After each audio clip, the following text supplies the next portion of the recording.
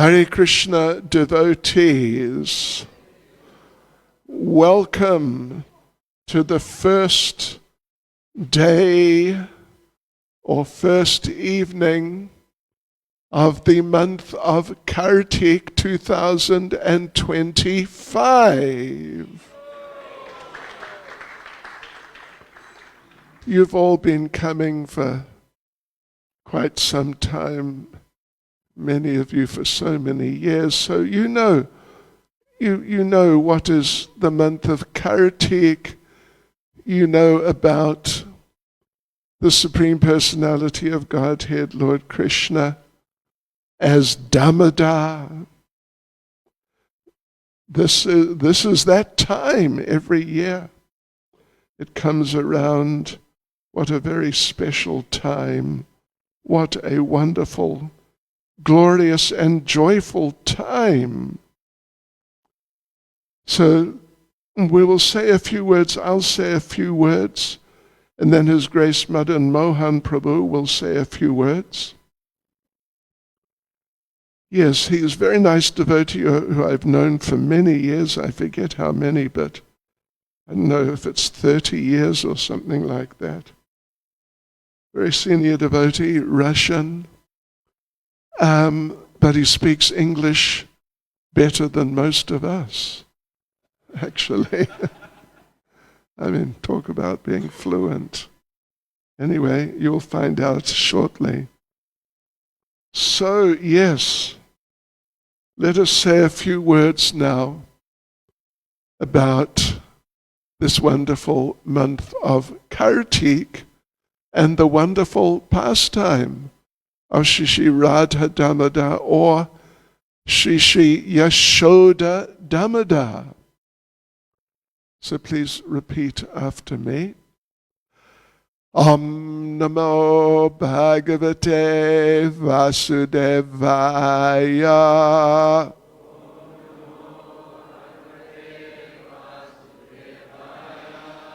Om Namo Bhagavate Vasudevaya.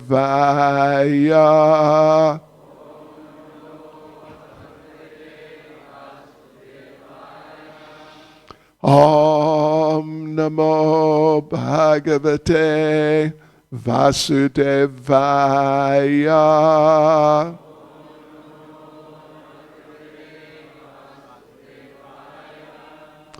So yes, we will talk a bit about the background of this month of Kartik and the famous pastime which is there behind it all. What we will do to start off with, I'll read a verse from Srimad Bhagavatam. You know, there's so many things we can say about this month of Kartik. And so we'll say some things this evening, and other evenings and days we'll say more. Yeah, it's just like a great reservoir of nectar. There's just so much there in this month of Kartik. Damodar. So yes, this is Srimad Bhagavatam, 10th canto, chapter 9, which is titled, Mother Yashoda Binds Lord Krishna. And we will read verse 20. Please turn off your telephones. Thank you. Otherwise, we may have to confiscate them and sell them to offset expenses. Ne mam virincho na bhavo na shirapyanga samshraya prasadam lebire gopi yatat prapa vimukti dat. And the translation, neither Lord Brahma nor Lord Shiva nor even the goddess of fortune, who is always the better half of the Supreme Lord, can obtain from the Supreme Personality of Godhead, the deliverer from this material world, such mercy as received by Mother Yashoda. So, of course, Srila Prabhupada gives a purport. It's fairly substantial, but I think we'll just, for the time being, just go straight into the pastime. And first thing I can say is it's a very important and very interesting point in principle or in general about the month, is that we have so many festivals. Actually, every day in our calendar has a number of different festive occasions. It's not just the major events which we're all familiar with, like Janmastami, Gorpanima, and Ram Navami, etc., etc., but every day. But anyway, like coming up shortly during this month is the Govardhan Puja Day. We're all familiar with the Govardhan Puja Day. I'm sure you've all been here for Govardhan Puja events in the past. It's a wonderful festival which we celebrate just really. We're going to confiscate a telephone. Oh, how wonderful.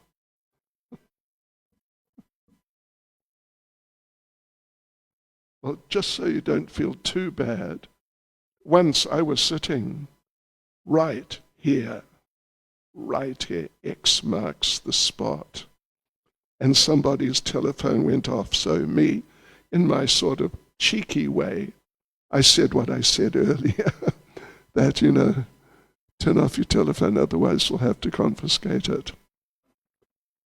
Trying to be serious. But I mean, we definitely should do that. So then I started my class. I was giving, I think it was a Sunday program. And about 2 or 3 minutes, just a little way into the class, what should happen? Take a guess. My telephone started ringing. So, one should not be too sort of haughty about these things.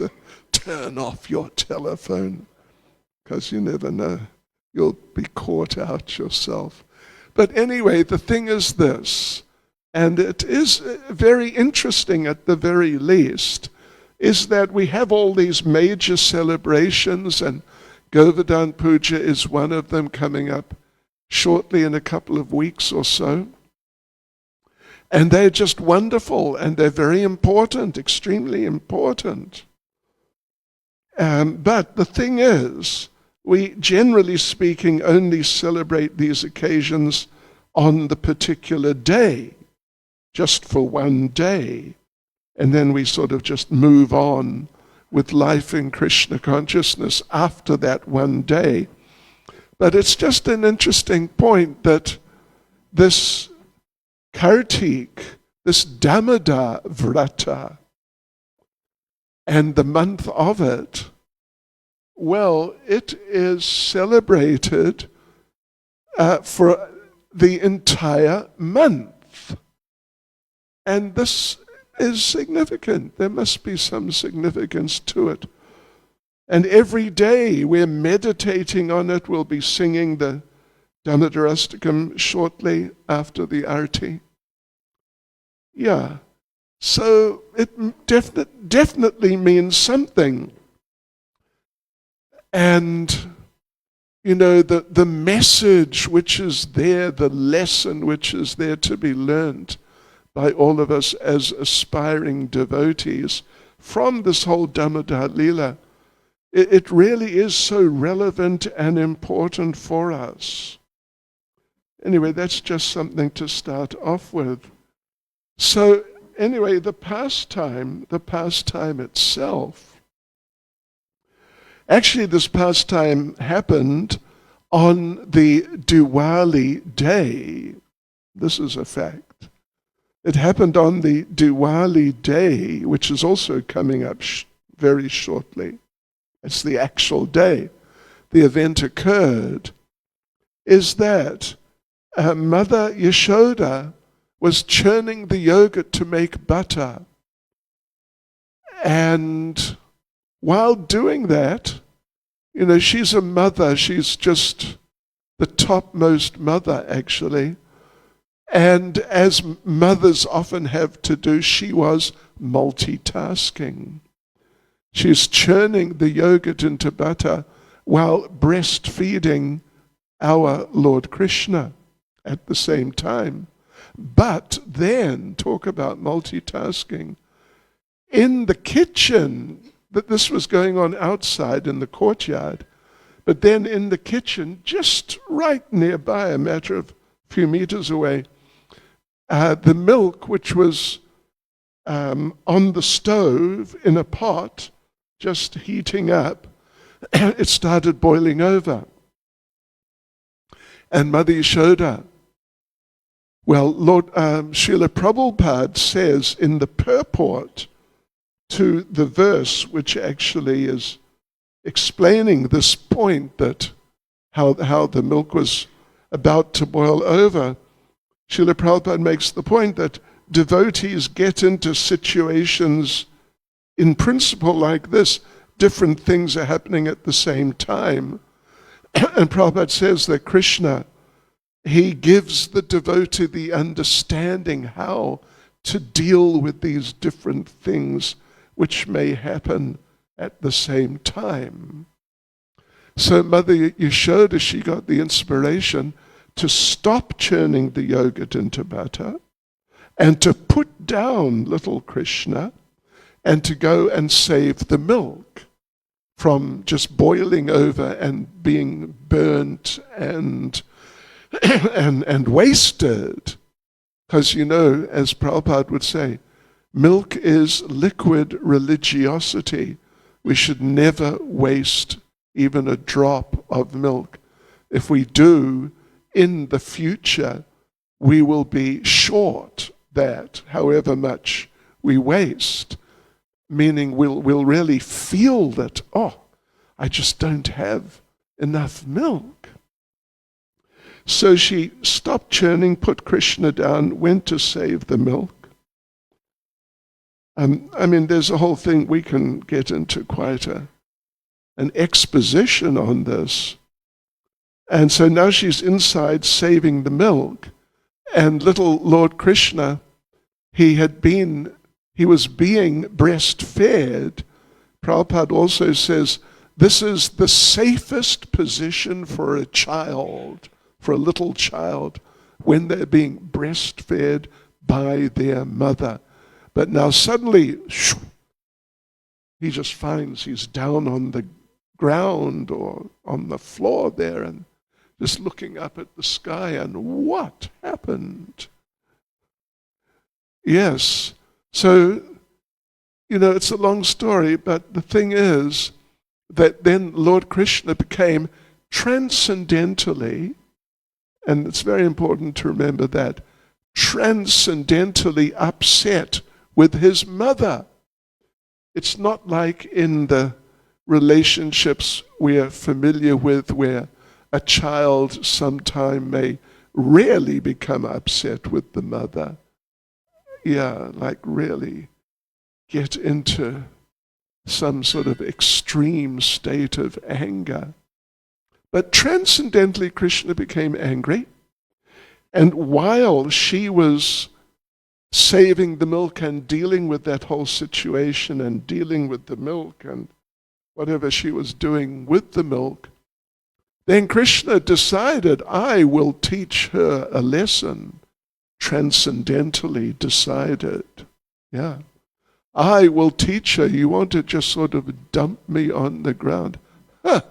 I will show you. So what he did, and without getting into detail, that she was churning quite a big pot, like, maybe this height, kind of quite big, maybe 10, 15 liters or whatever, substantial amount of yogurt.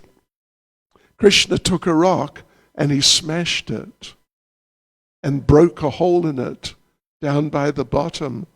And the half prepared, whatever, butter and the yogurt and, all this sort of half and half, it all came out on the floor. What a mess.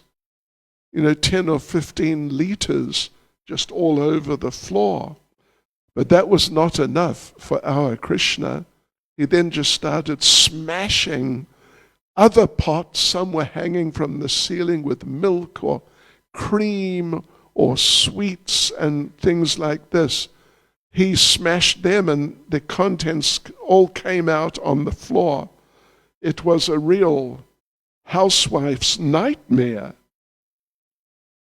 And then Mother Yashoda came out and saw this terrible mess. I mean, it took a few minutes actually to do all this smashing and so on. And Krishna had eaten some of whatever the different things, and the butter, he had eaten some butter, and he'd been feeding it to the monkeys, and the monkeys had eaten loads and loads of it by now, and they were refusing and sort of pulling back. Krishna's going, come on, take some more, and the monkeys are saying no in monkey language. And these things were going on. And out came Mother Yashoda, and she saw the mess, and there's Krishna trying to feed the monkeys. And then Krishna, to top it all off, Krishna turned and said to Mother Yashoda, just look, your butter is so bad, even the monkeys won't eat it. And that Mother Yashoda decided, not like some people might, that they should hit their child for obviously being very naughty and mischievous or worse.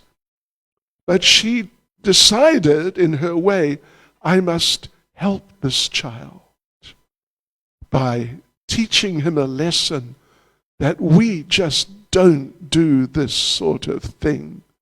And he must learn that. So how to teach him a lesson? She thought, I will tie him up.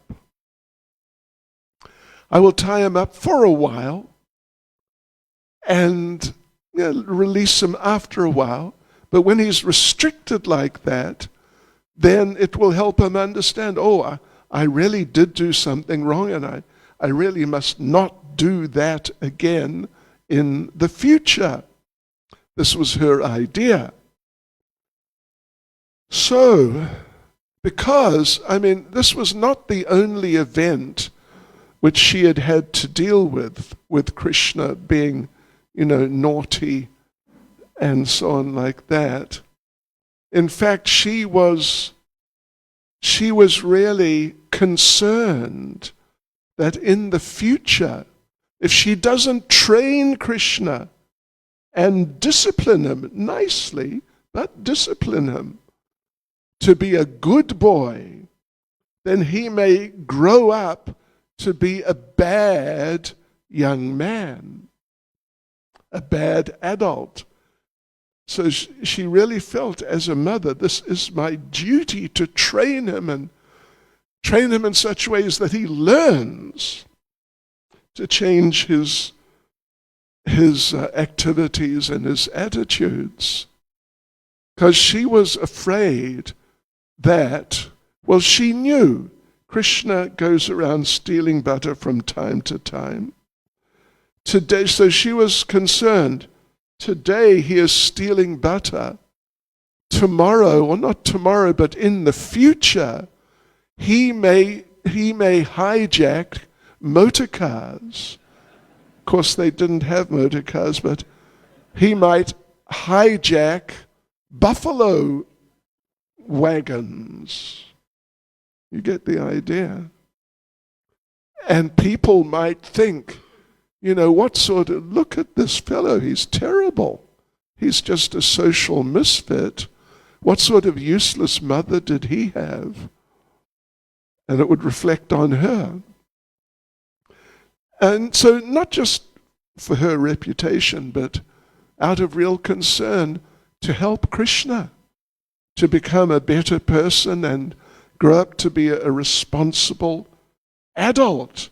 Because after all, he is the son of the king, Nanda Maharaj, king of the cowherds. So anyway, so she made that decision. I must catch him and tie him up.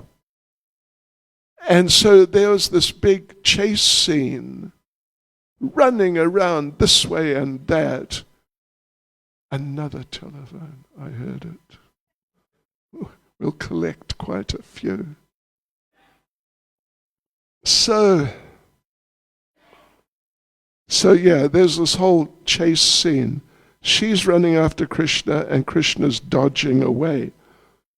And Krishna's young. He's a young boy at this stage. He's just, whatever it is, 5 or 6 or something like that. He's a small boy, but he's quite agile to dodge and escape from his mother, because she was, you could say, a somewhat heavily built, middle-aged lady, because Krishna was born late in her life, relatively speaking.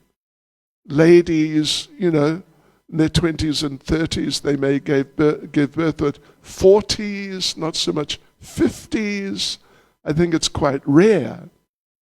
So, but Krishna had been born late, like really in the middle of their lives, Nanda Maharaj and Mother Yashoda. So, and she was a heavily built lady, and Krishna's dodging back and forth and around, and she just couldn't catch him. So she prayed, not to Krishna actually, she prayed to Lord Narayan that please help me to catch this boy and then discipline him and teach him right from wrong. I must do that for his sake. So like that, she prayed to the Supreme Personality of Godhead, Lord Narayan or Lord Vishnu, to help her. And well, you all know that she managed to catch him. And then now she's got him. Now the idea is to tie him up. So she needed some rope to tie him up with. So, okay, where's some rope? And then she finds, here's some rope. Because Krishna, he's a small boy. His waist is maybe this size or something along those lines. Not big at all. So she saw some rope and she thought, yeah, this is enough.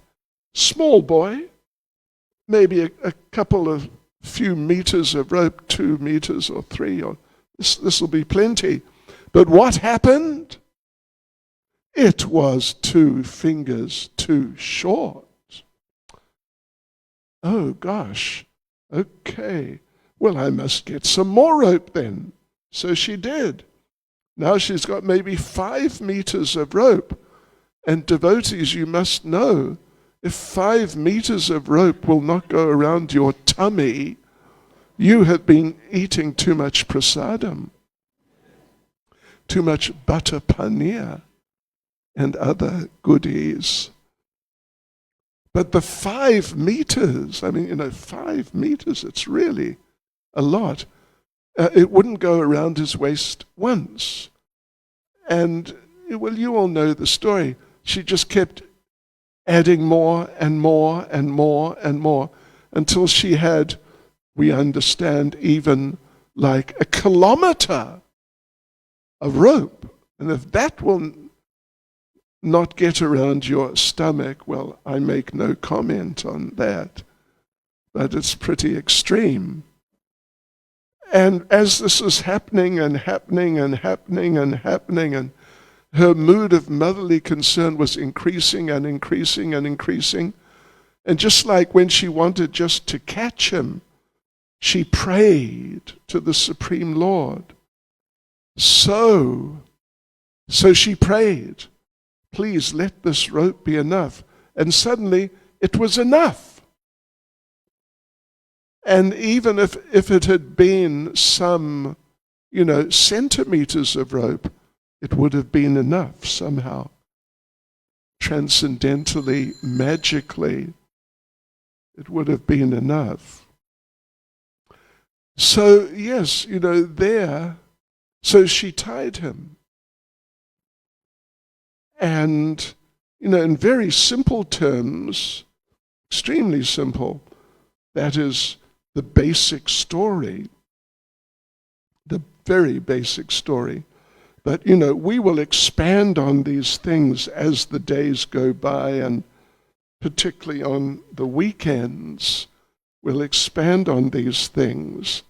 But one little closing point I can make is that Srila Sridhar Swami, who's one of our great acharyas, and he's a commentator on Srimad Bhagavatam, he said that the rope was 2 fingers too short every time, even though she just added more, but it was still 2 fingers too short.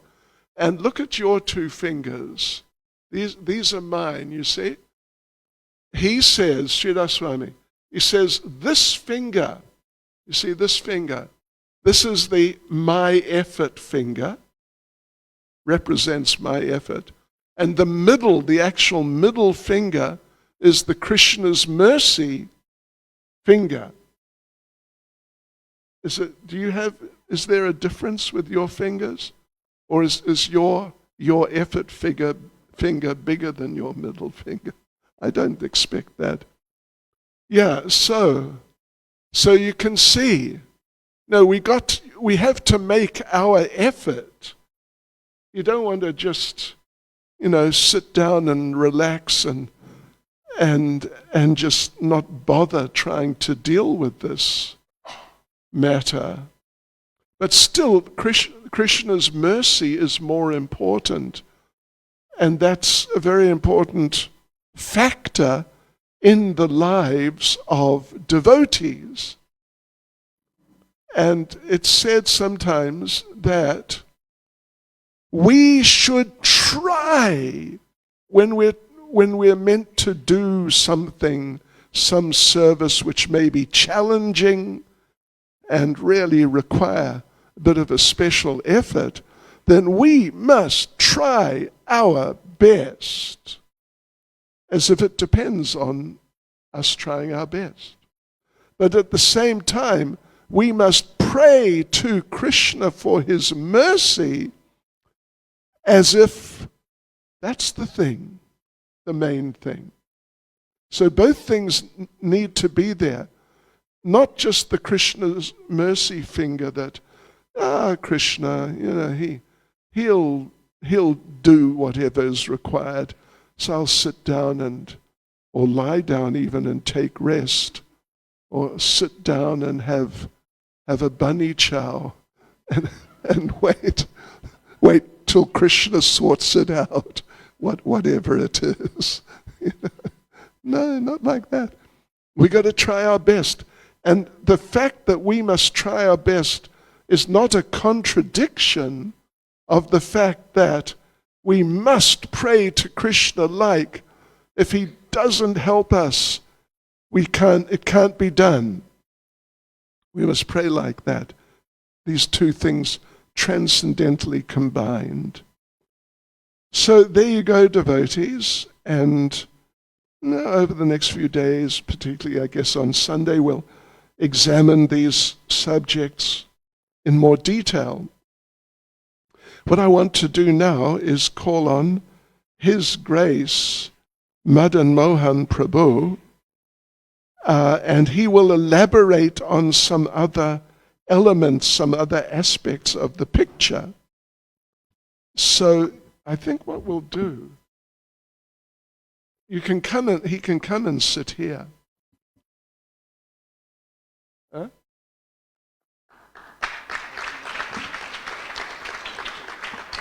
Yeah, as long as people can see her. The mic's coming.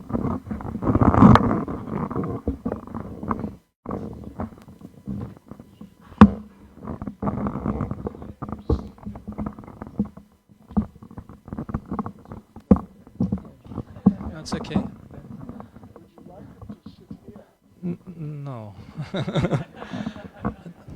There is really nothing to see much, Maharaj, but thank you so much for this absorbing and inspiring narration of the pastime. Listening to you, I remembered Shruta Kirti Prabhu's class last Sunday when he spoke about his experience serving Srila Prabhupada, being at his beck and call, and he narrated a very intimate pastime when he was massaging Srila Prabhupada in his bedroom, and then Srila Prabhupada all of a sudden started narrating. You could say it was a live stream from the spiritual world, when Prabhupada said how much he liked to be a cowherd boy playing with Krishna, and he said pensively, I really want to go back to the spiritual world and play with Krishna, wrestle with Krishna, and eat kachoris and laddus with him. And this is the power of listening to devotees who have either come from the spiritual world, just like Srila Prabhupada did, and or those who are empowered by Srila Prabhupada to continue the same live stream of spiritual reality from the spiritual world. Srila Prabhupada explains that when devotees speak with realization backed up by his or her impeccable behavior, personal devotion to the spiritual master, and empowerment from the spiritual master, then those who listen to him or her can actually get a glimpse of the spiritual world.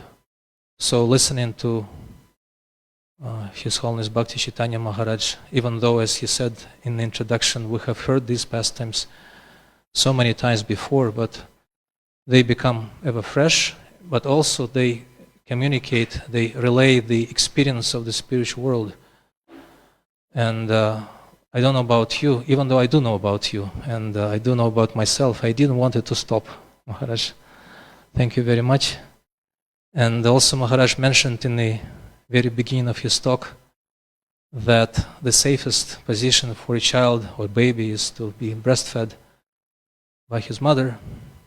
Maybe it will be a little bit of a frivolous analogy, but the safest position for us, second or third generation of devotees, depending on how we count, is to be nurtured by our seniors, by our gurus, those who really invest in our well-being, spiritual and otherwise, who show such a wonderful example to follow, and who really live by our well-being and our benefit in spiritual life.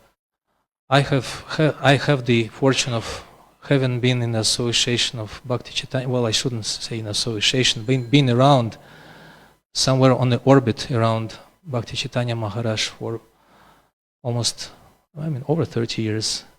I even had the fortune of accompanying Maharaj on a train ride. I don't know if he remembers that, but I do. Even before he took sannyas. And again, the qualities, please forgive me, Maharaj, for speaking about you, but I couldn't help but. The qualities of Maharaj that he displayed back then: absorption, personal impeccable behavior, compassion to all, strictness with himself, oceanic mercy and knowledge, and deep commitment to Srila Prabhupada, was as present as it is now. Nothing has changed.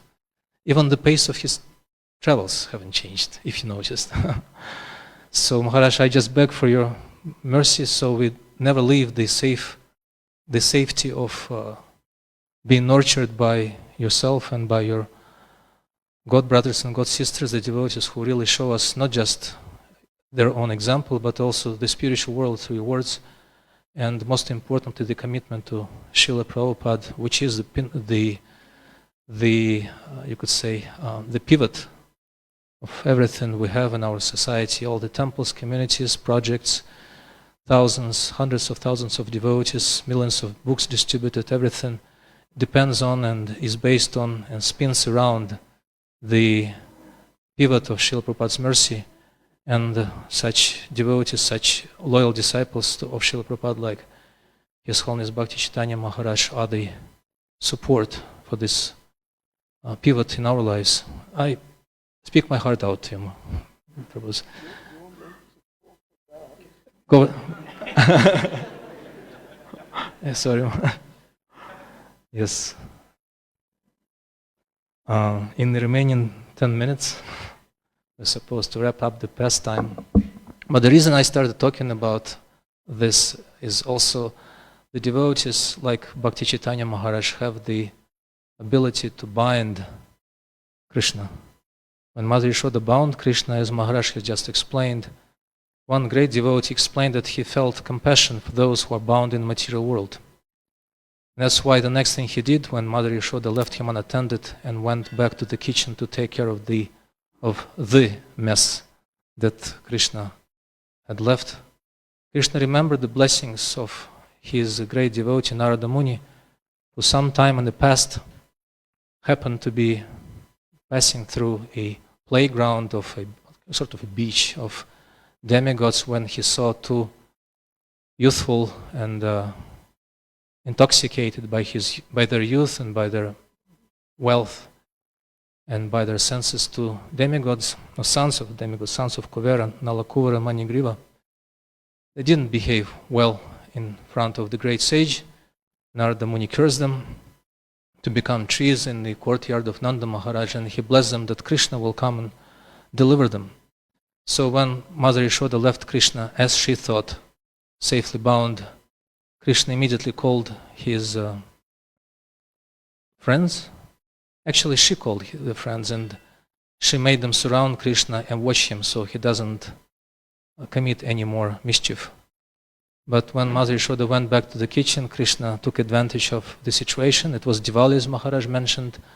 Everyone was busy with festivities, which left their houses unattended. So Krishna, being bound, and he didn't want to break the bond created by his mother's love, sent his boys to the empty houses to do what he would have otherwise done himself with them, but he decided to be a good boy, stayed back. So while they were away, some boys stayed back with them, a few, and Krishna remembered the curse, actually blessing of Narada Muni, and he started gradually crawling towards these two trees, bifurcated tree, Yamala Arjuna, connected at the base, at the root, because he remembered the blessings of Narada Muni, and he decided to make good on the blessings of his devotee by liberating these two otherwise intoxicated and unfit for spiritual life and unfit for his personal darshan sons of a demigod. Which also reminds me of Srila Prabhupada's mission. As he said himself, he promised to Krishna to come to this world to liberate all of us. He even narrated, it slipped through his mouth a few times, that Krishna told him, even asked him or begged him to come to the material world, and Srila Prabhupada didn't want to. And Krishna asked him, please, just go and write your books and come right back, and I'll do the rest. Srila Prabhupada explains, when a devotee promises something to anyone, Krishna feels bound by his promise, and he always fulfills the promises of his devotees, even though those promises are unfulfillable.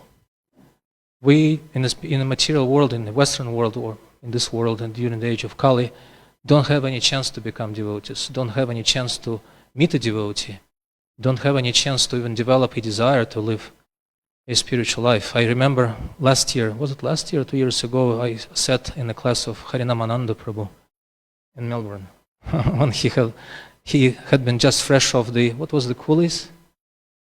The coolies in Australia. You probably don't know what the coolies is. He'll tell you if you ask him. Those intoxicated, drunk, crazy youth who celebrate their being graduates, finish high school.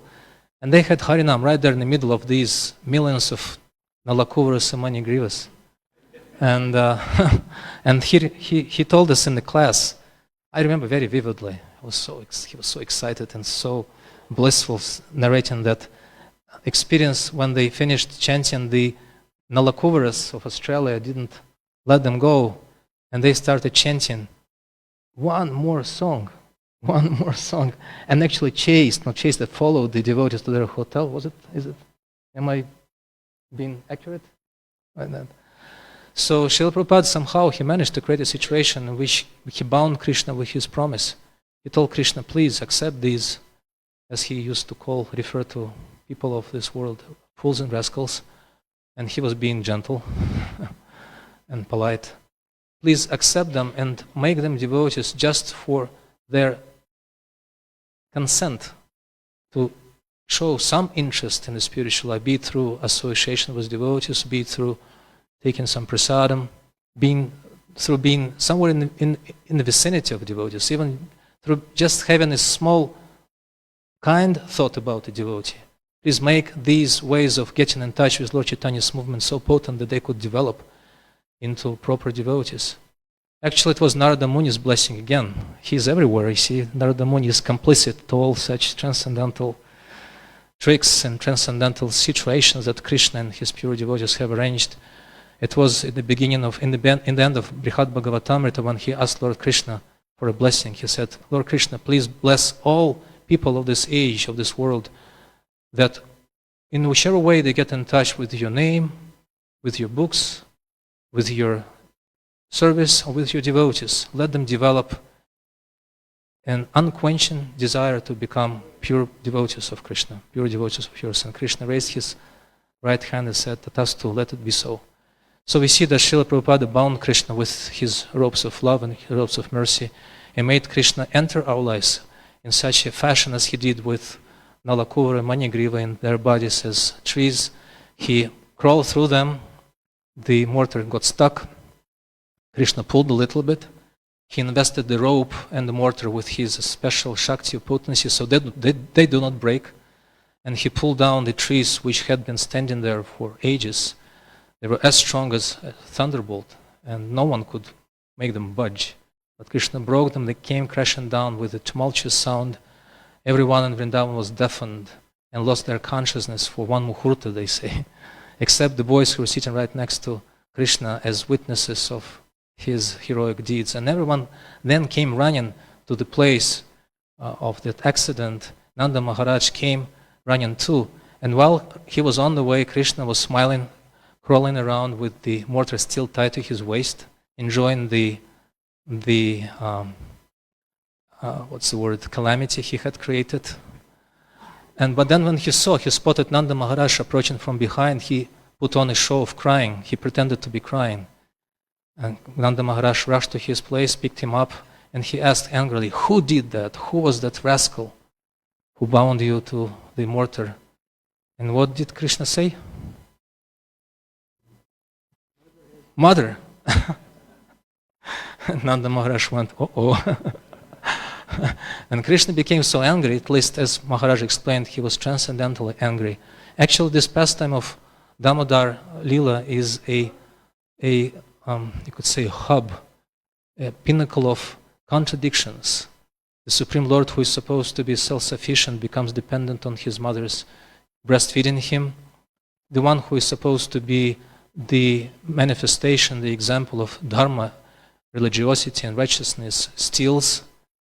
And the one who is supposed to be unattainable by yogis, pursuing him with the speed of mind, gets caught by a middle-aged, kind of little bit, how would they say, corpulent or plummy, something like that. Plump, healthy, that's right. Lady. And Bhagavatam is very graphic in describing how difficult it was for Mother Yashoda to chase, but somehow rather, param rishtam atyatanto drutya gopya. And Damodara-lila says, despite his being unattainable by the yogis and being able to travel much faster than the speed of light, Mother Yashoda catches him from behind. The one who is feared by fear personified, becomes first pretentiously, but then genuinely afraid of Mother Yashoda. The one who is all space and all time gets bound by Mother Yashoda in a relatively short time. The one who is supposed to be completely sattvic becomes angry. So there are so many contradictions, and all of these contradictions, as Acharyas explain, become resolved by one factor: Krishna is the plaything in the hands of his devotees. So he becomes, as Maharaj explained, he became inclined to reveal his mercy to Mother Yashoda by making up for the remaining 2 fingers and letting her tie him. But then the knot that Mother Yashoda tied, no one could untie except Nanda Maharaj. So Nanda Maharaj untied the knot, and because Krishna wouldn't talk to Mother Yashoda, and Mother Yashoda, out of shame and embarrassment, wouldn't even show herself to Nanda and Krishna, they spent some time without her. And Nanda tried to distract Krishna by taking him to the cows, teaching him how to write some alphabets, some letters of the alphabet. Nothing worked. Krishna's anger against Mother Yashoda, towards Mother Yashoda, didn't succeed. And eventually he started asking him, so what shall we do? How will we live without the mother? No, I don't want to see her. She behaved so harshly towards me. She treated me so badly, I don't want to see her again. But whose milk will you drink? The cow's milk? But who will you play with? With Balaram? Will you play with Rohini? He was trying to introduce him to his stepmother, Rohini, because she's like one step away from Yashoda. No, I won't even speak with her, because when I cried out for help, she wouldn't respond. Rohini, right? She's also on the blacklist for me. And Nanda Maharaj, a very expert parent, he started gently prodding Krishna in the right direction. He said, okay, so maybe because she treated you so badly and she wanted to beat you, she scared you with a stick, maybe I will also beat her with a stick. And she raised his hand in a mock kind of expression of anger towards Mother Yashoda, towards her direction. And immediately Krishna's affection for devotees got the better of him, and he caught his hand and said, no, don't do that. But what will, if she won't see you again, she will, and Nanda Maharaj didn't dare to say what he wanted to say, he just showed. If she dies, and for that was too much for Krishna. He said, no, mother, don't die. And he ran towards Mother Yashoda's room, jumped on her lap, and kissed her and embraced her, and the whole incident was resolved. So that was, at least according to Gopal Champu, as Bhakti Caitanya Maharaj directed me to read and narrate to you, that's how this whole episode ended. But it doesn't end for us here, because, as Maharaj explained, even though this occurred on Diwali, this glorious pastime of Krishna and Mother Yashoda, Nanda Maharaj, is glorified and celebrated and worshipped throughout the whole month of Kartik. Sanatana Goswami explains, actually this is supposed to be continuous Nitya worship for every day of the year, 365 days in a regular year and 366 days in a leap year.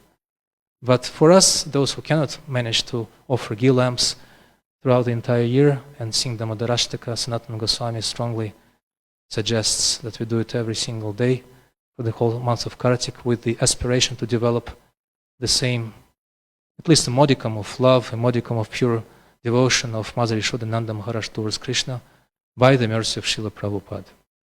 Hare Krishna. Thank you very much.